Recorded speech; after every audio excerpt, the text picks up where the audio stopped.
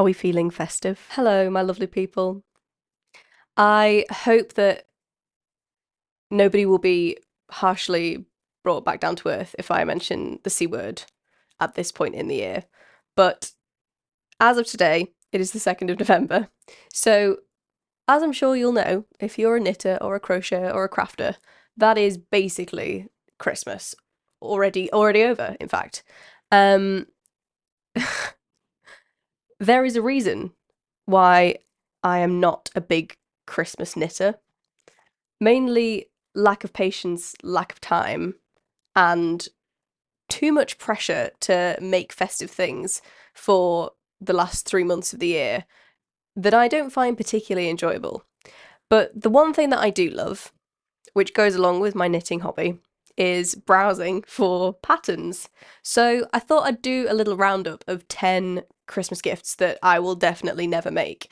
That's not quite true, because some of these things I have made or am planning to make, but not necessarily as Christmas gifts, because I have learnt that festive knitting is not kind to me and doesn't really work for my lifestyle. But I thought that there might be a lot of you out there who have planned to do some handmade Christmas gifts this year.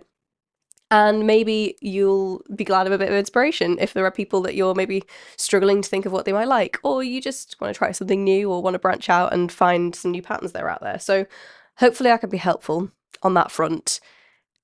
I realised that for a lot of people who are making quite dedicated projects, you've probably already started your Christmas gifts in August if you're well prepared, or unless you have a lot of time on your hands.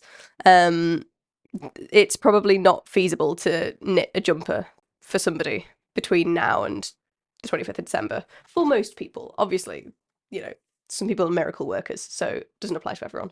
But everything that I've got on the list today is kind of a smaller accessory.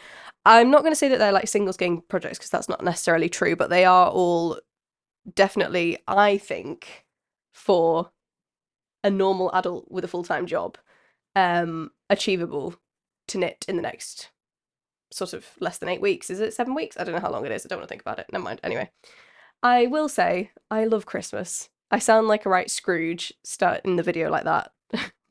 But I'm very excited to start to feel a bit festive. It's, the best time of the year for many reasons for me. And I am very excited to start feeling a little bit Christmassy and get out of the autumn slump. In a way, this is just me geeing myself up to be a little bit positive, even though I don't actually plan on knitting any of these things for Christmas this year.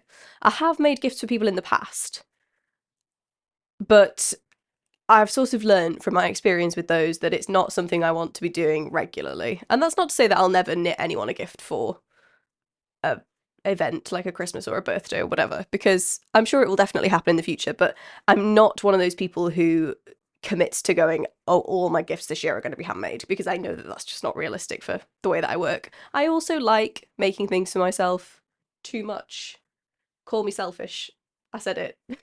But I can't really sacrifice 3 or 4 whole months of my year to making things for other people without feeling quite demoralized about my craft, because the main thing that gets me through knitting is that I am excited to wear the things that I make. And that's a big motivator for me. And I don't think it's necessarily a good or a bad thing. It's just the way that it is. But hey, I'll stop yapping. I'm going to group all of these projects by kind of like items. So we're going to do hats first. And then I think I have a scarf or two and some gloves. And then a couple of miscellaneous things towards the end. So it's a little bit varied, a little bit interesting. There's definitely far, far more out there than I've managed to scrape off Ravelry? Jesus. So, it's Christmas. So I've tried to give a few options for different items, let's say, depending on what you're feeling like.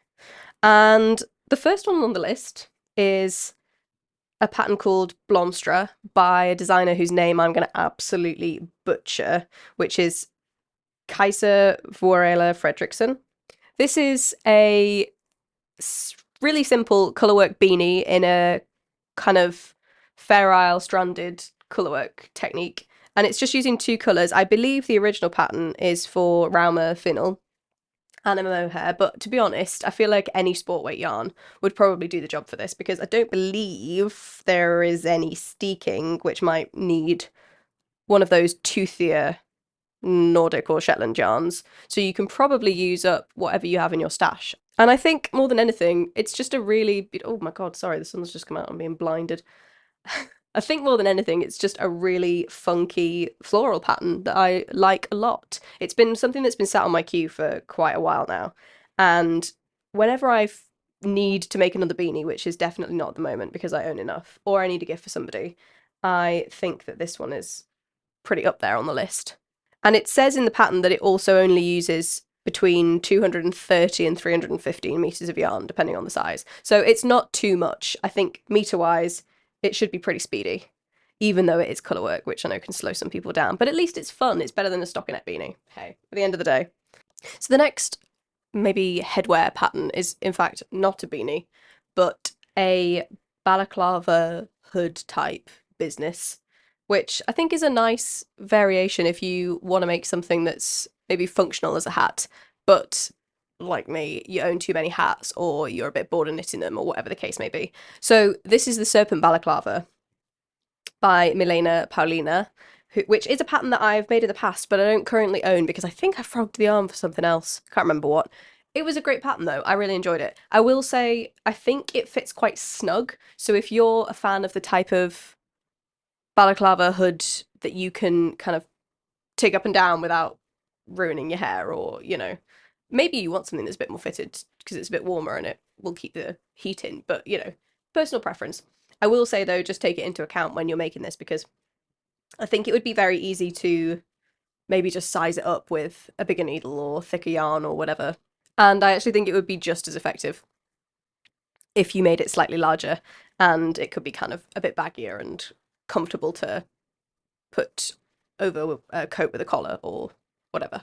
So this is actually knit in 2 strands of mohair, although I do think you can very easily make it work with a different fibre if you want something that's a bit more substantial. And I know some people are a little bit funny about mohair around their heads, which I get. It's not, doesn't affect me, but I think especially when you're gift knitting, it's something to take into account because you don't necessarily know the preference of whoever you're making it for.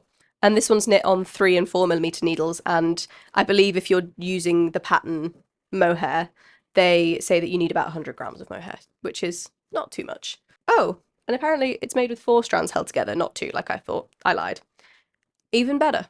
So this next pattern is one that I have in fact recently finished, so I can give you a true review. And it's the Orbit Hat by Rose Knitwear, which is, again, very simple but very cool 2-color chunky beanie that's just worked in the round.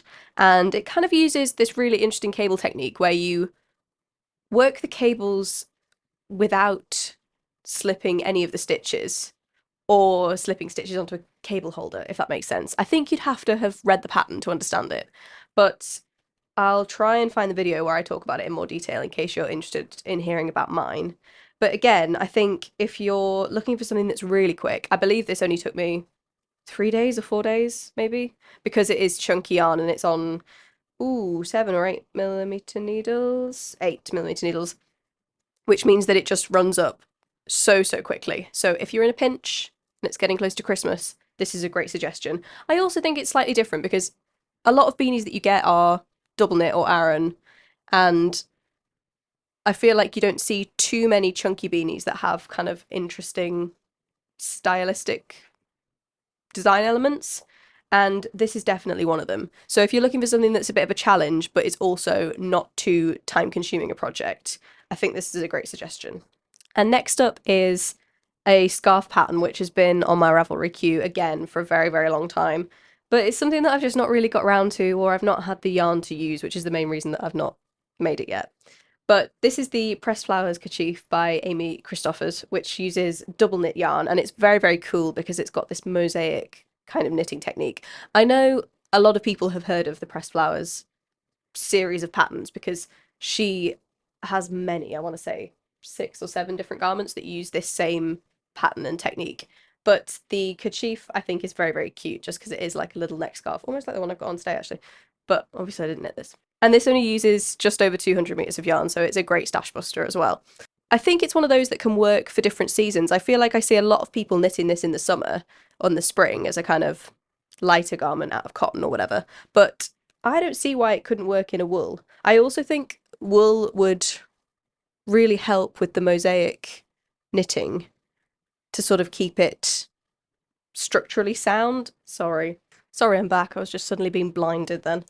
Anyway, what was I talking about? Oh yes, pressed flowers. And also, the only thing I wanted to mention about it is that it is in fact a free pattern. There's a win. So the next scarf that I've got in this collection is more of a classic kind of wintry, long, rectangular scarf pattern, as opposed to a little neck scarf. And this is actually a brand new rose pattern, which I believe was only released this week. But again, the stitch work on this is just so cool. And I think, again, it uses just a sport or a double knit weight and would probably make a brilliant scrappy project as well, even though I do like it in the kind of duochrome that they've done the sample in. But again, it's one of those which is like all of Rose stitches. It's deceptively simple in that it's usually just knits and purls and slips. This one doesn't have any slip stitches, but they're just used in a way that creates this really striking kind of optical illusion stripe pattern, which is very, very cool. And since I've already done hats and scarves, I felt like it would only be right for Christmas gifts to mention a mitten pattern. Now, there are so many wonderful mitten patterns on Ravelry I couldn't possibly choose, especially if you're venturing into the world of colourwork mittens, which these are. But while a lot of colourwork mittens are very traditional and very beautiful in their own right, I like the fact that these are kind of deceptively funky in that from a distance they would probably look like quite a traditional colourwork mitten, but in fact they do have cats on them. And I will confess that I didn't think that I was a cat person until I recently acquired a cat in my house by way of my housemate, who moved in with us. The cat, not my housemate. The cat moved in with us 3 weeks ago. And actually, you know what? Consider me changed. I'm quite a big fan. I always thought I was a dog person, but maybe it is possible to like both. Discuss below. I thought that the Kitten Catch mittens by Florence Miller were a great ode to that. Not that I think that I'll get time to make them this year, but they're a very, very cute, funky pattern. And if you have a cat fan in your life, then I'm sure they'd go down a treat.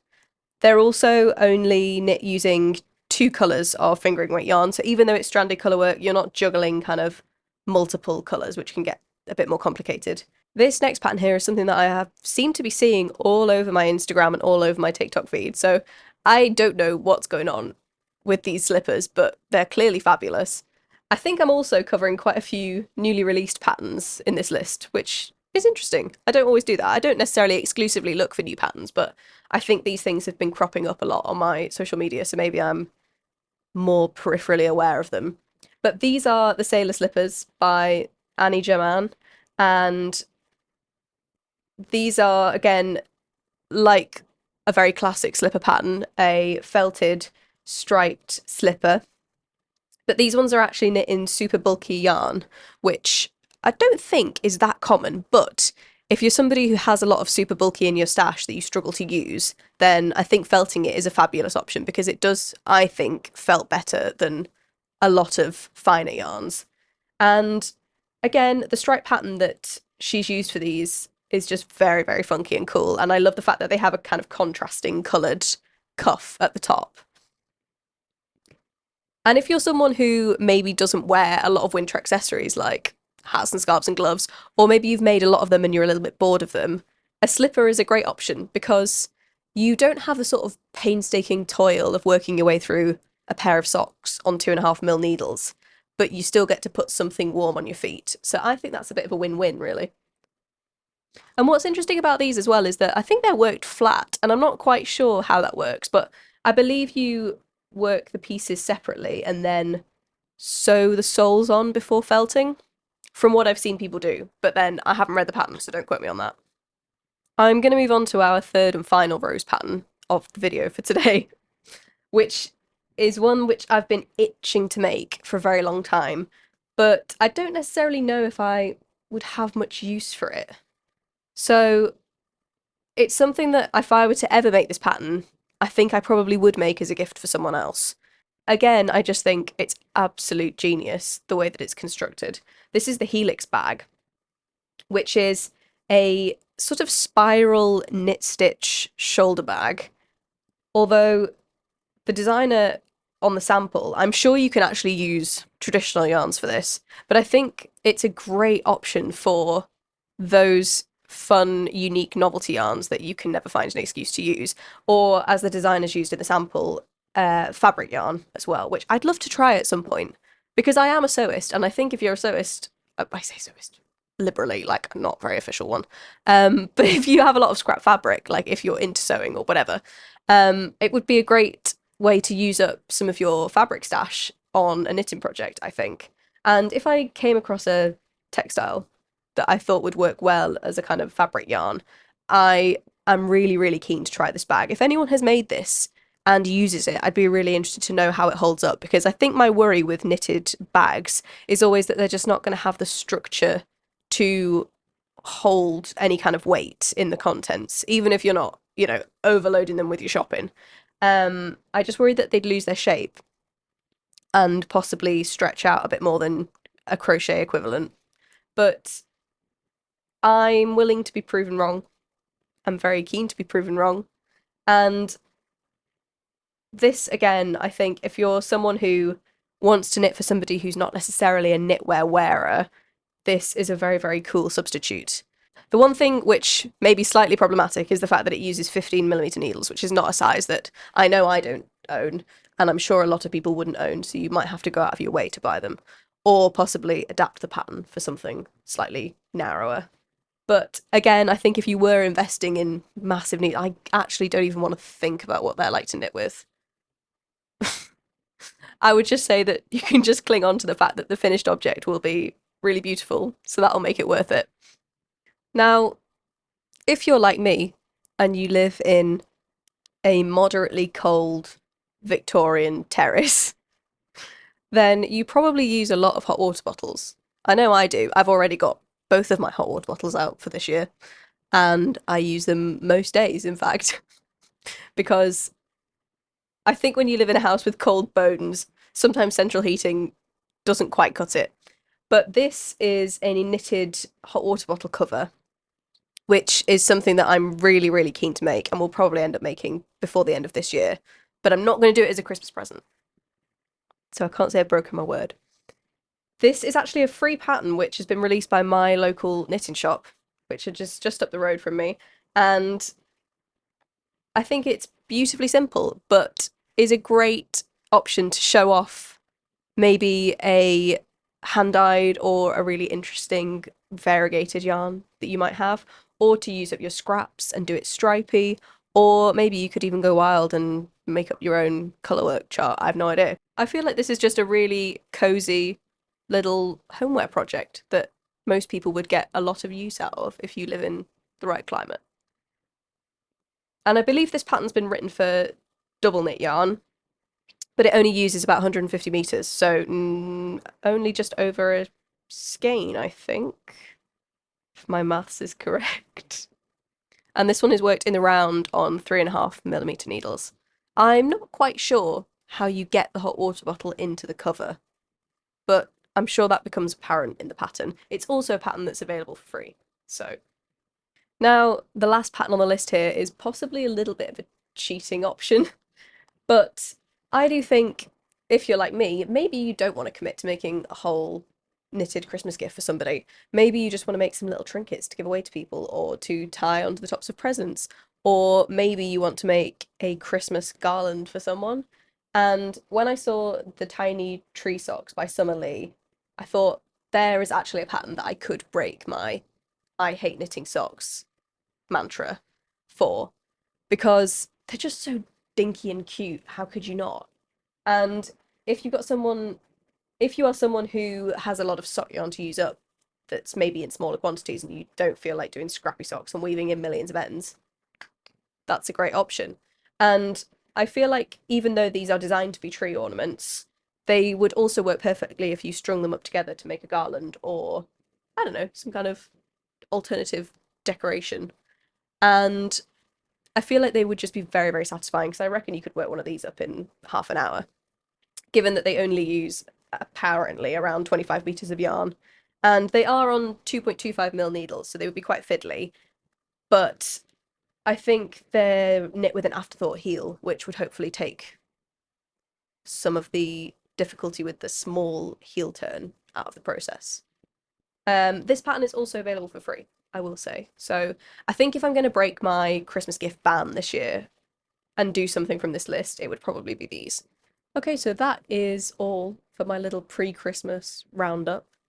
I am so keen to hear if anyone is planning on knitting any extremely daring or challenging Christmas gifts this year, but also if there is anything else that you would like to see on this channel in the run up to Christmas, please let me know, because I would love to throw myself into all of the Christmas craft world, because I think it is definitely the best season for knitting YouTube. And yeah, if you have any suggestions or anything that you're particularly interested in, then please let me know. And I hope that everyone's had a lovely autumn. And if you celebrate Halloween, that you had a nice Halloween. And if you celebrate Christmas, that you are gearing up for the festive season and feeling nice and cozy. So I'll chat to you all soon. The next time I'm back will probably be with a lot of project updates, actually. So there's something exciting to look forward to, maybe towards the end of November. But until then, stay safe and happy knitting.